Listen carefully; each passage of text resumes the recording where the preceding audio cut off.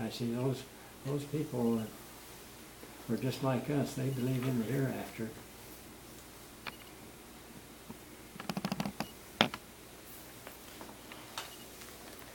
And they believe in evil spirits too. And they tilt their roofs up like that so that if the evil spirits try to come down and attack the building, they'll slide down the roof and they'll shoot them off back up in the air and send them back up where they came from. Wow. He has to come down out of the sky and they're supposed to send them back up in the sky because they didn't want them on Earth. Huh. Pretty interesting, eh?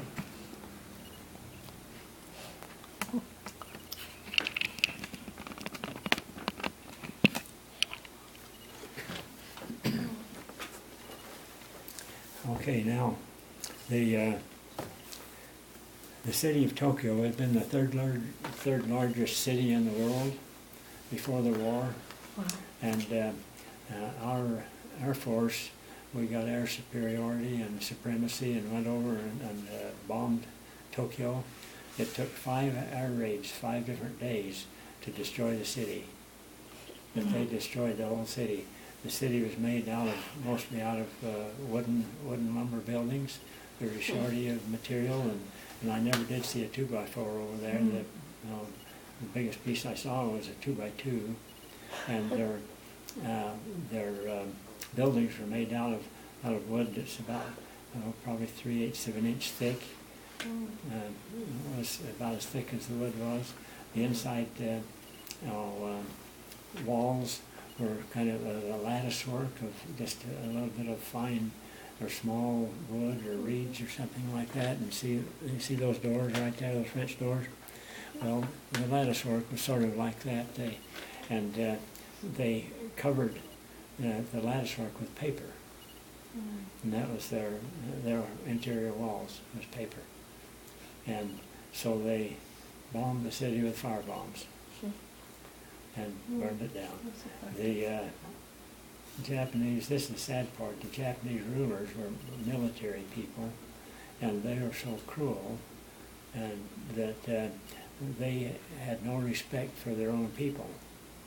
All they were interested in was their own military hierarchy, and they taught themselves and their soldiers that it's very disrespectful to your ancestors if you ever surrender. Says you're supposed to fight to the finish, die for the country, so that your ancestors will respect you. You see, they believe very strongly about their ancestors who have gone on before, and it's just like we do temple work for our ancestors. Well, they kept long night records, and they in fact they worshipped their ancestors a lot. But those people, those rulers, would not tell the people that their city was going to be bombed. I saw the newspaper where we would publish a list for the whole world to see of what cities we were going to bomb. We would say what day we were going to do it. We have a list of about 15 or 16 cities that we were going to bomb. And when one would get destroyed, then they would drop it off the list and add a new name on the bottom, and just keep moving it up like that. But the Japanese rulers would not let their people know that their cities were on the list. They were targeted for the bomb, because if they were on them, they'd rather have them stay there and get killed rather than panic and run, because then that would make them look bad, see. And so the whole city was burned flat to the ground. Now, a lot of people got away anyway. There's a lot that didn't, too, I guess, but surely. But all there was left of that city that I could see, we got in a truck from the airport and drove out around the back side of the city. They built a lot of apartment buildings, kind of like we build dormitories there, and they would, a lot of dormitories, I guess they would have some central heating in them. They would have a brick chimney going up, and then every so far they would put up a brick firewall, depending on the length of the building. We had 1 or 2 firewalls in it, so if they had a fire on one side, well, that brick firewall would keep the fire from going to the other. And then they put, for their roofing, was not shingles, it was tin, this corrugated tin.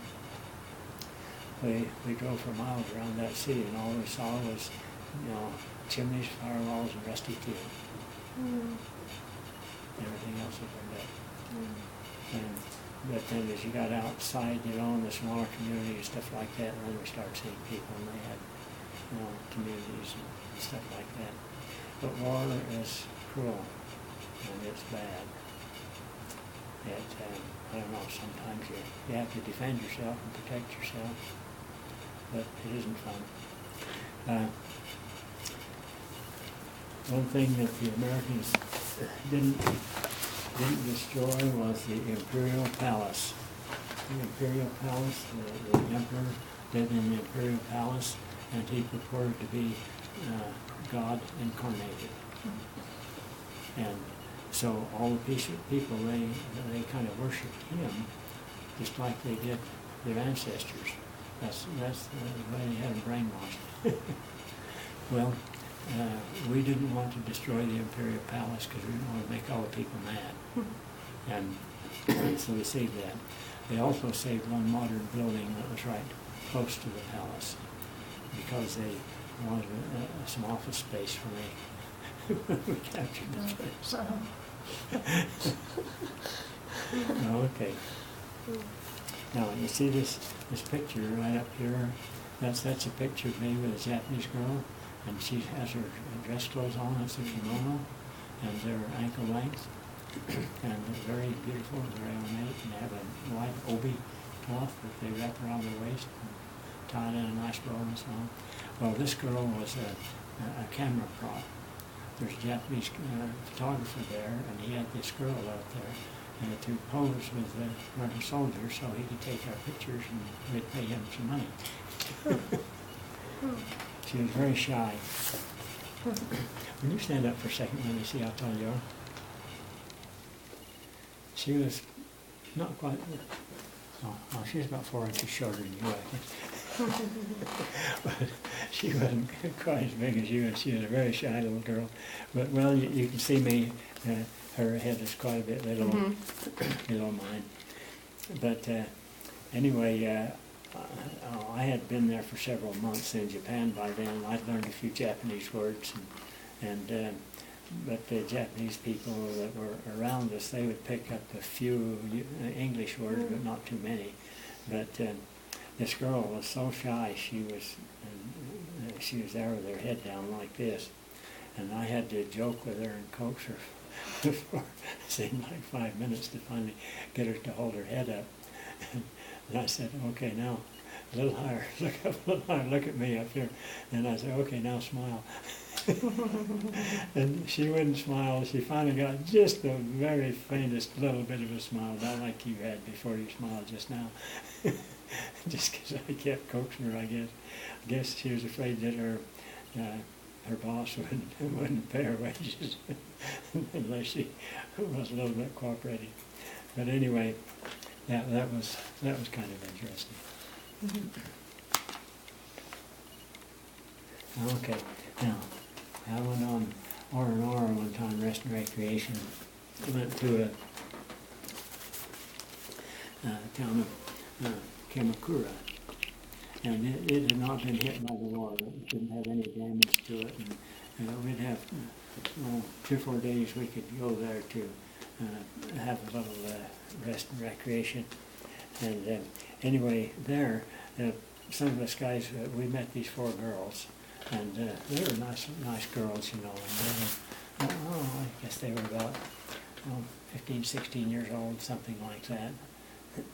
And they were really impressed because now I was the only LDS guy there, but then my buddies that were there, we didn't smoke, we didn't drink, and stuff like that. And so they were quite impressed. They wanted a picture there with them. And so now, you notice how much higher I'm sitting on that?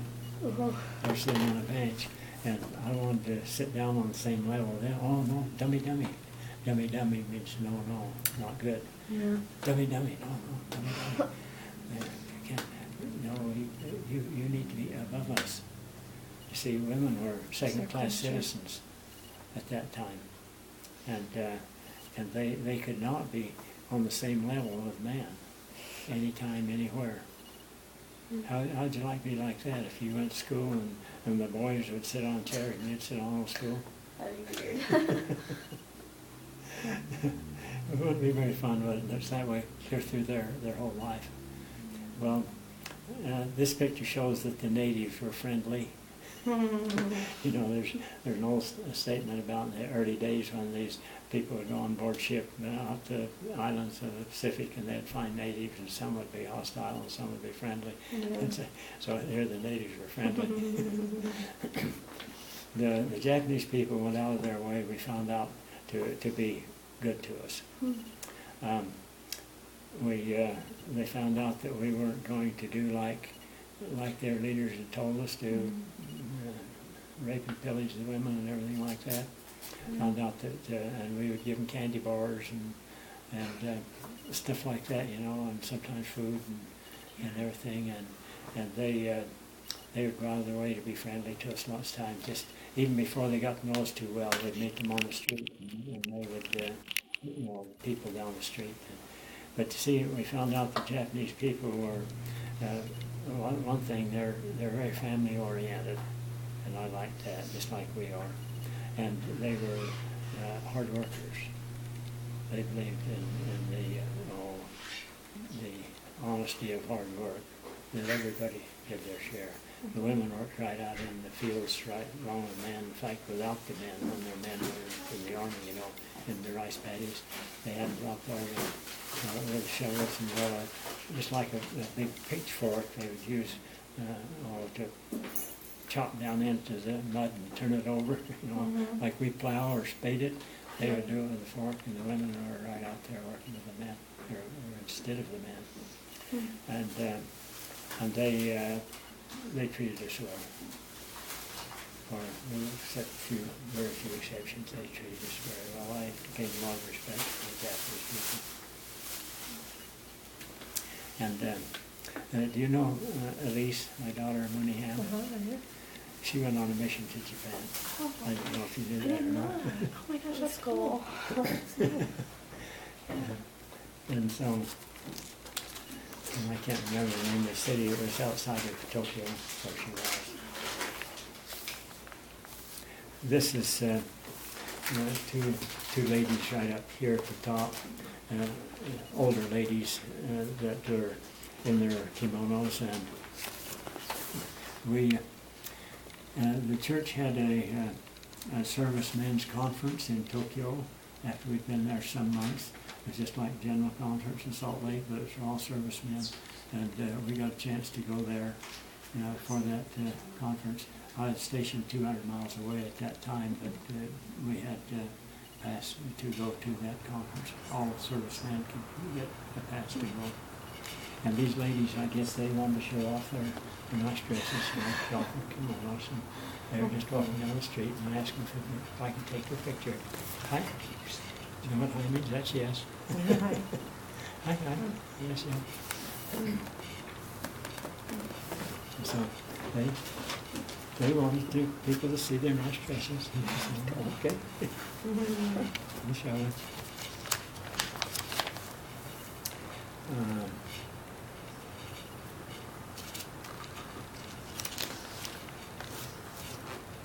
Let's see,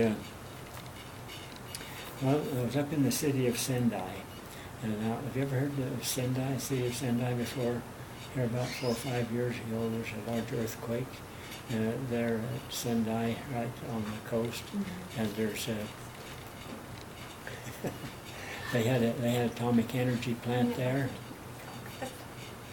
and have you heard of a tsunami before? Yeah. Large wave of water went out right there at Sendai and swamped those atomic energy plants. Well, that's where I spent most of my year in Japan. I was in Japan for a year with the occupation forces there before I got ready to come home. And I was stationed right there by Sendai where that earthquake and that tsunami did all that damage.